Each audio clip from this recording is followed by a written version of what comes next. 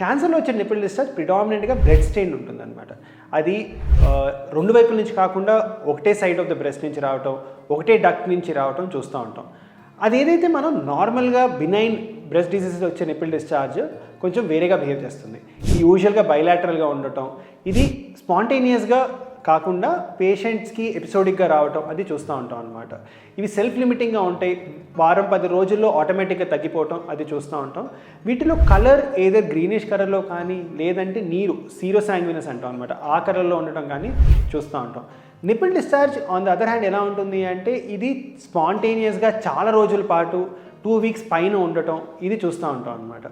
Plus nipple discharge ఎప్పుడైతే underline ఎవరికైతే బ్రెస్ట్లో గెడ్డ ఉంటుందో వీళ్ళు మాత్రం ఖచ్చితంగా వెళ్ళి గైనకాలజిస్ట్ని కలవటం చాలా అవసరం, సర్జన్ని కలవటం చాలా అవసరం. దాని తర్వాత మ్యామోగ్రామ్ చేయించుకొని ఆ గెడ్డకి ఈ డిశ్చార్జ్కి ఉన్న సంబంధం ఏంటి అన్నది వాళ్ళు ఇవాల్యుయేట్ చేసుకోవడం చాలా అవసరం.